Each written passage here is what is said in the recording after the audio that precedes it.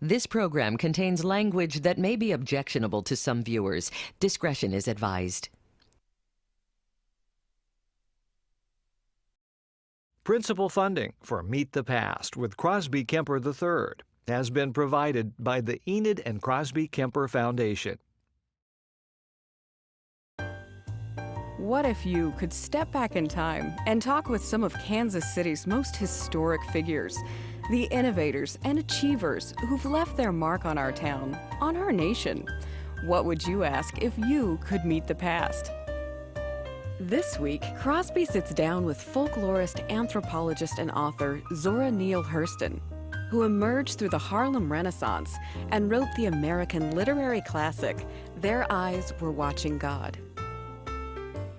I want to take you back to May 1st, 1925, in New York City. Charles Johnson, the editor of Opportunity magazine, the magazine of the Urban League, has initiated a literary contest, Negro Americans and their writing, and he invited a group that ultimately was 316 people, and among those people were Fannie Hurst, probably the best-selling novelist of the 20s and 30s, Eugene O'Neill, Carl Van Vechten, one of the leading novelists and critics. And also there were James Weldon Johnson, Paul Robeson, and of course, Langston Hughes from Kansas City, Aaron Douglas from Kansas City, and Claude McKay, who had gone to K-State and had to go through Kansas City to get to K-State. Therefore, my contention, the origins of the Harlem Renaissance is in Kansas City. Langston Hughes and County Cullen won the poetry prizes, but the most prizes on that day, 4 prizes for Opportunity Magazine Literary Contest, went to a woman who had published only one story up to that point. And ladies and gentlemen, here she is, Zora Neale Hurston.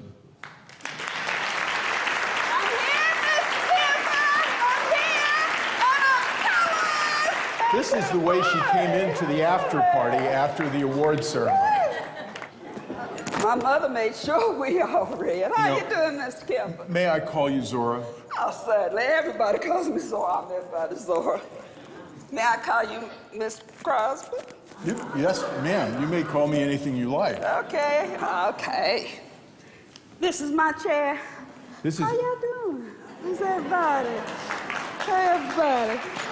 Now, so Zora, you know, as has been said, you know, you are the party, but you created overnight a sensation.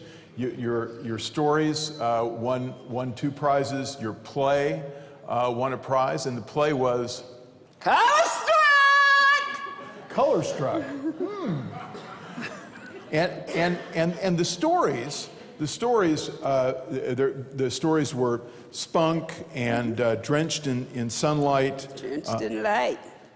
Drenched in light, sorry, yeah. And Black Death. And in Black Death, a story that won one of these prizes, you say, the Negroes of Eatonville know a number of things that the hustling, bustling white man never dreams of. Now tell me, what was so special about Eatonville? Eatonville was your home, it's where you grew up. Eatonville was my home, and Eatonville was a very special place, and we knew how special we were. My father was the mayor, we had a city council, we had good schools, so we didn't need jails. And when I got to New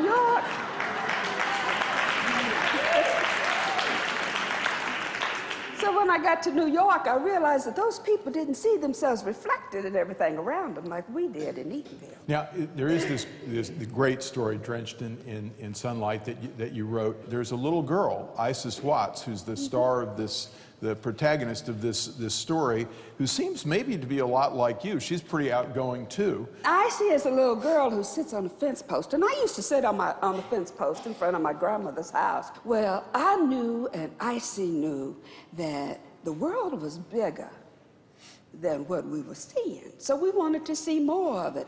The other character that seems to be regular in the stories in your and Their Eyes Were Watching God, the novels, but also in your folklore books, the folklore stories that you tell. And we'll go into that in a little bit, but are about mules. There are lots of mule stories. You know, the people who criticize me about mules, they didn't grow up in the country. Mules then were very important to us. And everybody had one. If they didn't have one, they wanted one. So I wrote about a lot of them. So you grew up in this town. It's an all-black town. And you say in your autobiography, Dust Tracks on the Road, that you didn't even know you were black. See, when you grow up in a town where everybody looks like you don't think about color. You don't think about color because nobody looks any different. Now, we might have been a few different shades.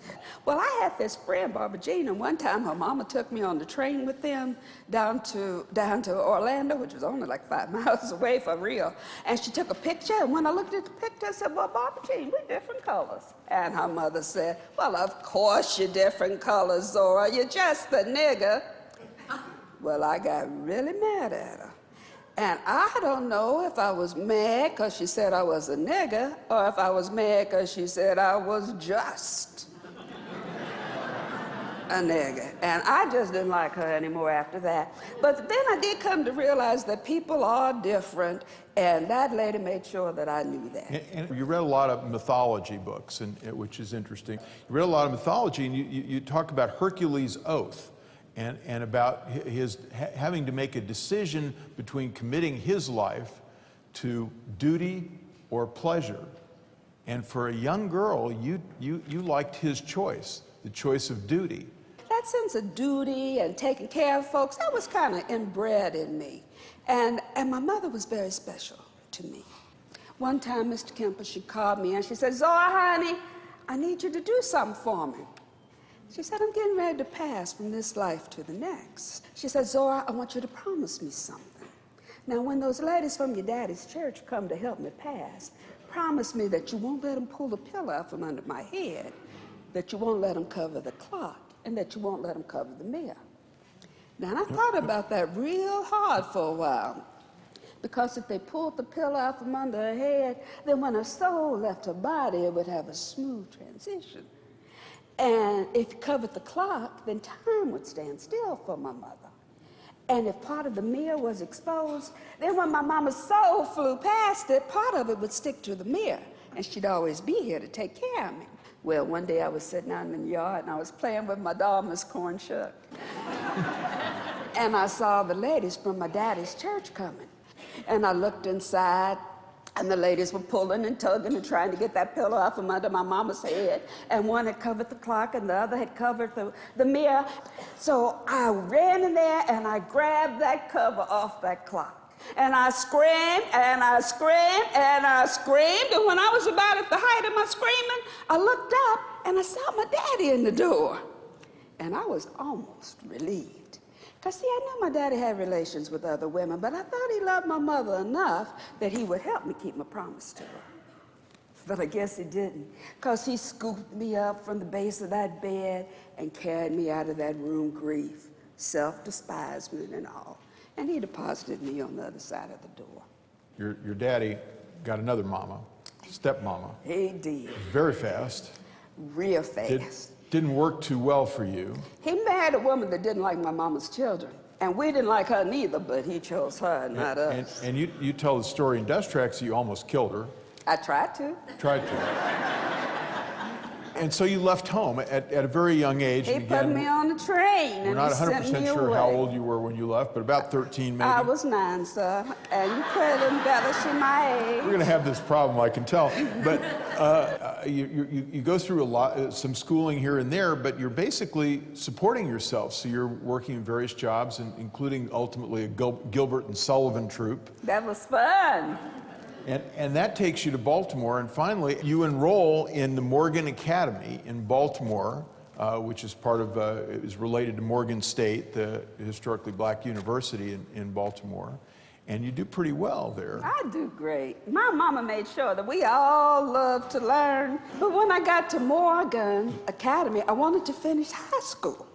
So I went there, then I went to Howard Prep, and then I went to Howard Howard University, but maybe more than that, there was around, we're talking about the early 1920s, a literary salon that included some of the most famous names in African American or Afro-American, as they said at that point, literature. You got to know W. Burghardt Du Bois, was frequently there. James Weldon Johnson, author of the autobiography of an ex-colored man, God's Trombones, and maybe most importantly at that point, Alan Locke. Yes. Well, not always that important to you, obviously. But you became a part of this group called the Saturday Nighters, which was the literary salon, and went to work for the literary magazine at Howard. Published a story in the Stylus, and which got the attention of some of those folks and some of the folks in New York. Stylus was actually what got me started, because when Alain Locke started that, he had to see, and the man who worked with him and putting that organization together, that you had some kind of writing potential. So just being in it helped. Well, it ended up that they published my work, they liked my work, I won prizes, I got money, I was happy, they got published. And money being a pretty important thing, because while you're on your own, I mean, you got no help. You got no help from home and no help from pretty much anybody. That's right. No scholarships, etc. Because you in fact put yourself through Howard working as a manicurist, Yes. a waitress, Yes. and And maid sometimes. and maid. So you're working hard, and still you have time to write and do these things, and you come to the attention with this the story Drenched in Sunlight that we've talked about, Isis Watts, and so you become a part of the Harlem Renaissance. And there are kind of these factions at this point in the 20s in Harlem and in Negro literature at this point. Dr. Du Bois runs the Crisis magazine, which is a magazine of the NAACP. And Opportunity is the Urban League And magazine. Opportunity is the Urban League, and Charles Johnson. But there's this kind of, there's this distinction, even though Du Bois is in here, between what Du Bois wants to do, which is advance the race, and then what Locke and Johnson at that point and others want to do, which is really advance the literature and the aesthetics. And where did you come down on all that? I came down right smack where they should have been. Because I knew that in order to advance the race, you had to know the race. And so somebody had to save those stories. Now, me and Langston Hughes in particular, we decided that we wanted to tell the story of the folk. So that's where I was. I wanted them to see that we had to save the stories. So real Negro life was your watchword at that point. And you're in New York, but you've got something else you've got to do at the same time, which is finish your education. You show up with $1.50 in your pocket. I had $1.50, no friends, no relatives, no place to stay, no food. And now I'm here talking to our Crosby, Kemper the third.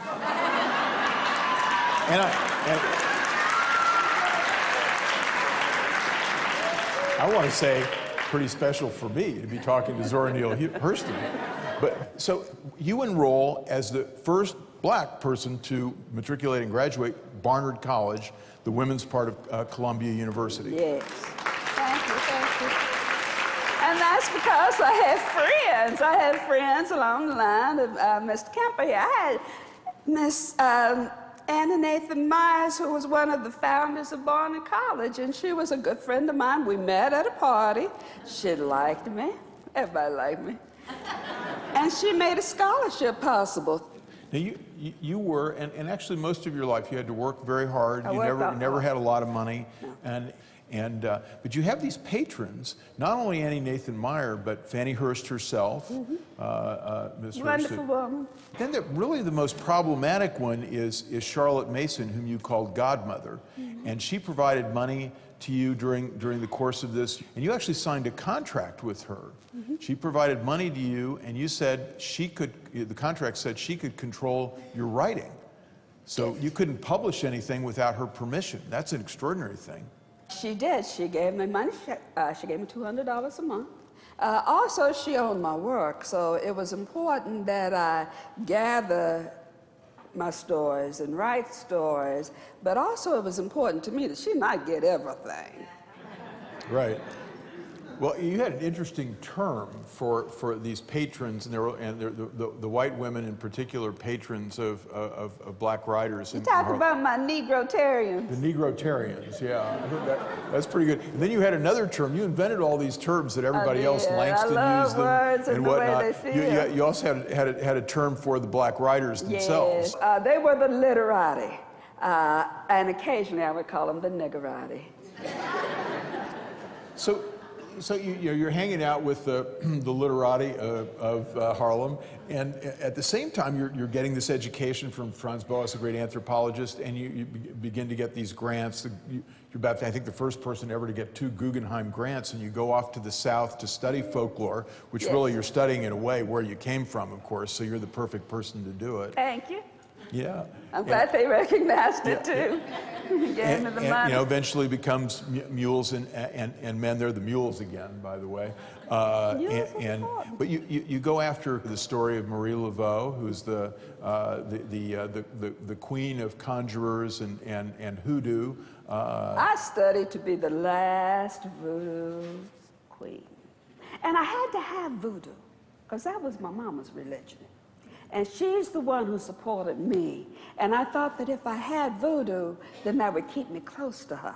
Now, we've talked a little bit about Kansas City's own Langston Hughes, who was, in many ways, your closest friend in New York, at least in the 1920s. And from the moment in 1925 when you're both winning these prizes in the Opportunity Literary Contest. So you're very close to Langston Hughes. You have a great relationship. In one of these folklore explorations, you go off with him. You spend about 2 or 3 months coming back from Mobile to New York, just wandering around the country with him. I ran into Langston in Mobile, and the problem with Langston is that he didn't drive.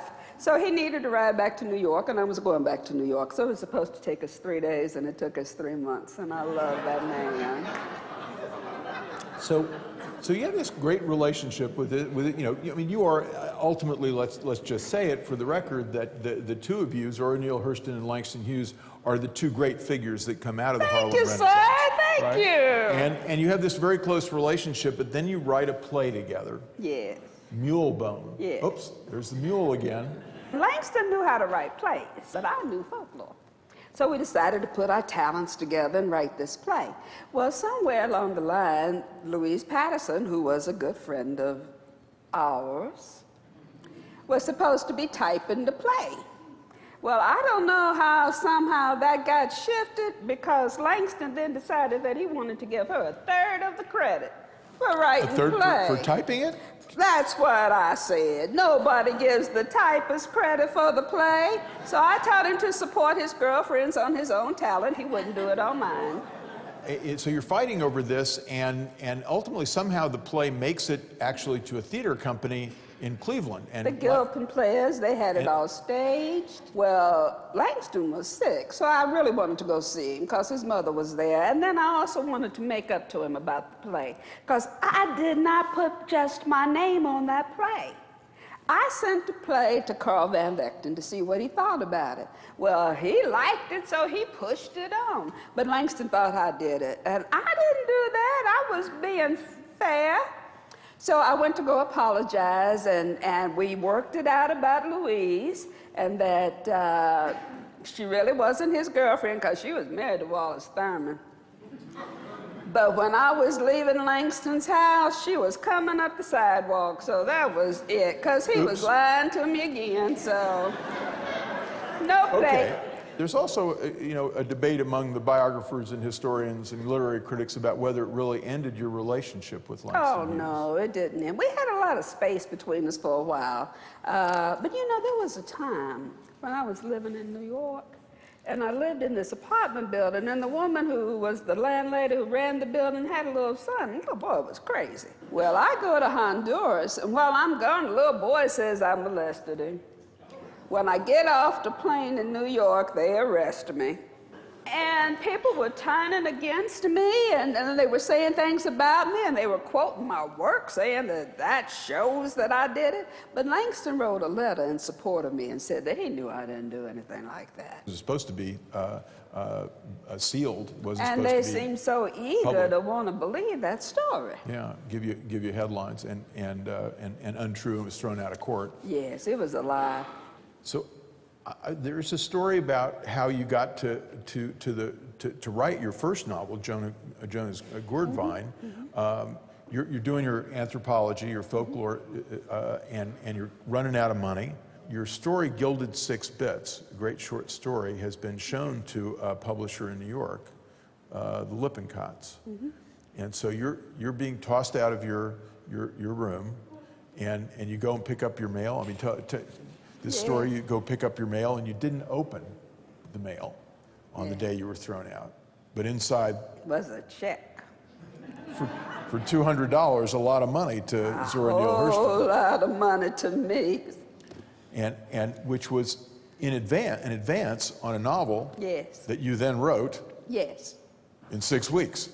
I was in a hurry. I needed the rest of the money. You get great reviews and are pretty well known for Jonah's Gourdvine, your first novel. Then you go back to the folklore, you go off to Haiti, and you get sick, and there's also this story you tell about maybe a love affair. Again, in Haiti, you sit down, and in 7 weeks, you write one of the great American novels, Yes. Their Eyes Were Watching Thank you, God. sir. And, I was in love, and I had a great love. And I knew if I never had another one, I had to tell people about that one. So I went to Haiti, and I sat down, and I wrote out the story in a few weeks. So in the 1930s, it's a miraculous decade for you. You write 5 books. Yes. And all well reviewed. Because I'm not in love. A lot of love. Most of them so well. And then you make it out in 1941, 42. You make it out to Hollywood for a while. The only time you're well paid in your life. And they look at all your books to maybe make a movie, but it takes us a while to actually get to make a movie of yours. But you write your great autobiography, Dust Tracks on the Road, while you're in Hollywood. But it's also the moment. It's such an interesting moment. World War II has started by the time Pearl Harbor's happened. By the time they come to publish it, and so they have to take a lot of the 3 chapters actually out because you're kind of critical of the United States and maybe I'm more critical of the politics of the United States. So I wrote all of this before the war. You know, in all fairness, I never would have said those things had we already been in war. Because then you write some things that are very supportive of the war. And in fact, after the war, you become maybe one of the leading, if not the leading spokesman for the Republican side. I mean, you start to support this guy, Glenn Reynolds, who runs against Adam Clayton Powell in 1946. Well, you know, I am a conservative Republican, and people don't believe that about Negro people. But I couldn't support Adam Clayton Powell because he reminded me too much of my daddy. The man was a preacher, my daddy was a preacher. The man was biracial, my daddy was mulatto. The man was a womanizer, my daddy was a womanizer. I could not support him. And you know, in this period, the mid-40s, you reached the height, really, of your fame. You published your autobiography to great reviews, Dust Tracks. You win a lot of awards. You won these Guggenheims and whatnot. You get the Anisfield Award for civil rights, and you are on the cover of Saturday Review. Yes. You're at the top of not just Black American literature, but American literature in 1943, 1940. And your career kind of stalls. You write magazine articles for the Saturday Review, the Saturday Evening Post. You're a regular reviewer for the New York Herald Tribune, book reviewer. But you write novels that you keep sending to Scribner's, and they keep sending them back, asking you to work on them, which you do, but nothing works. No, and they even say that it's not my writing. One time they accused me of having a ghostwriter. So I don't know what was wrong with those folks at Scribner, but they wouldn't take it. Knopf wouldn't take it. So I'm writing, and I'm trying to get Herod the Great published, and I'm working on that book. I'm polishing it. I'm doing everything to it. And you got these sort of obsessive quests going on for the Herod book and the novels that never get published and whatnot, and you're not getting advances anymore. You're living kind of a hand-to-mouth existence. In fact, at one point, you're living in Miami or near Miami, but you became a maid. You actually took a job as a maid. I did. I was doing research for a book. Oh, doing research.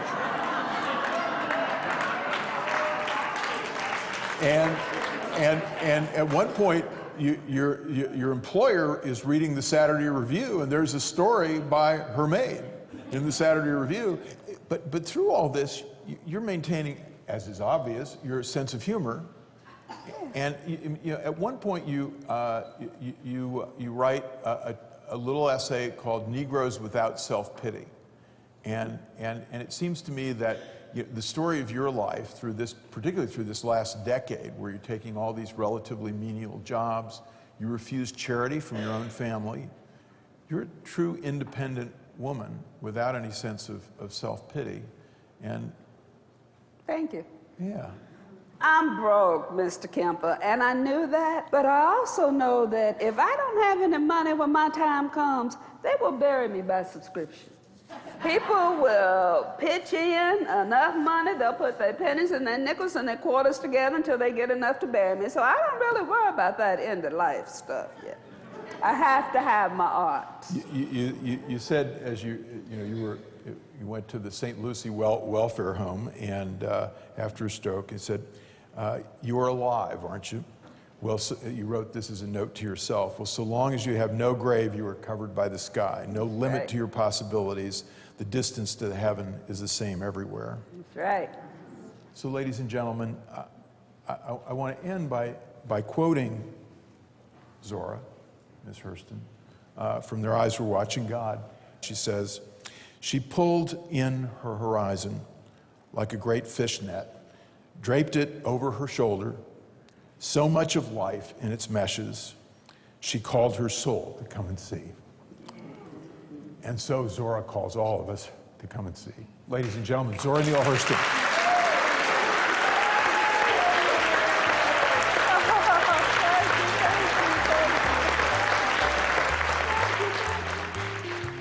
Zora did not have an easy life, but she was a survivor, and she was strong, and she was one of the early feminists. She made her own way in life, and she did whatever she had to do to get an education. She valued books, she valued reading, she valued her art, and she valued being a woman and an independent woman. And I hope that my audiences, and especially the young girls, take that away.